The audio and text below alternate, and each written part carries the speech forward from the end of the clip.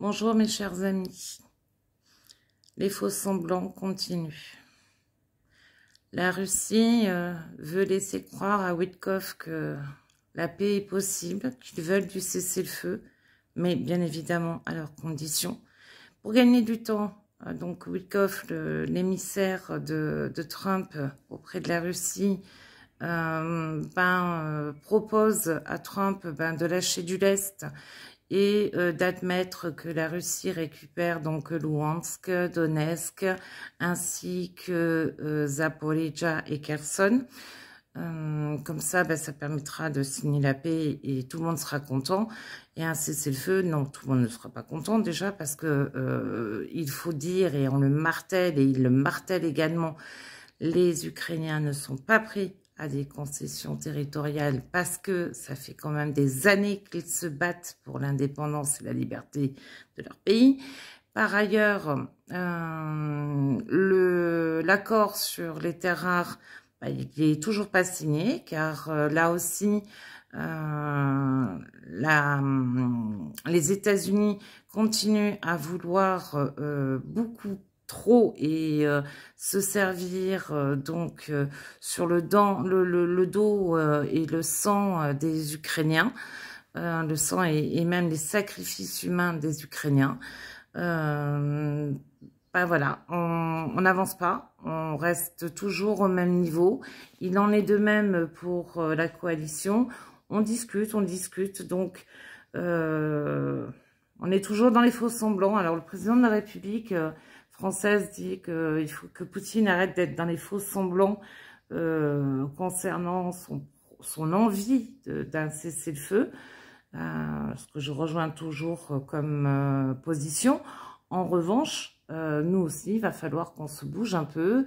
Les Britanniques et les Français doivent donc présenter leur projet à Trump pour les négociations et notamment concernant le maintien de la paix et protéger l'Ukraine suite donc à la signature d'un cessez-le-feu.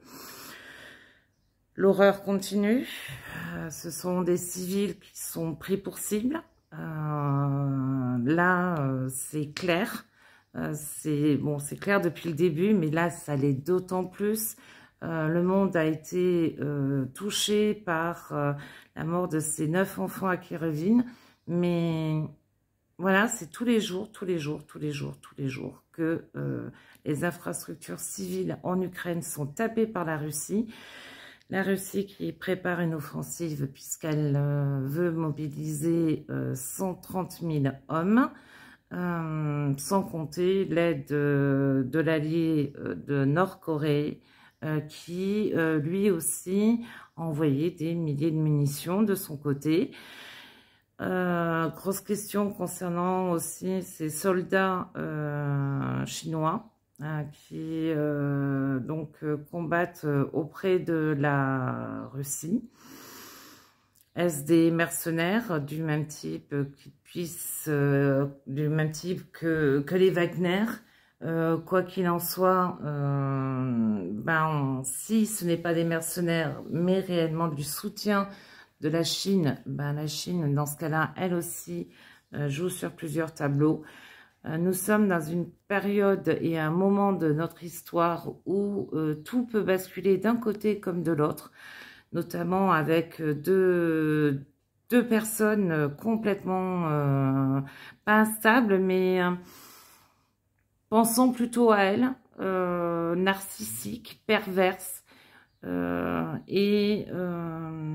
Voilà, donc nous sommes toujours sous les décisions de Poutine et maintenant aussi de Trump. Ce monde va-t-il à sa perte?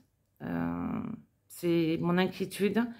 Quoi qu'il en soit, à aujourd'hui, nous ne pouvons plus rester en Europe sans bouger et sans unité. Ce n'est plus possible.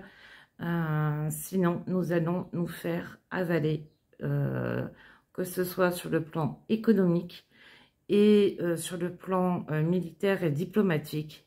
on nous prendra guère au sérieux. Donc, c'est aussi à nous, l'Europe, de faire entendre notre voix, mais également d'agir et de mettre fin à toutes ces réunions aiguës pour pouvoir aider l'Ukraine et être vraiment dans l'action. Slava Ukraini, Heroyam Slava.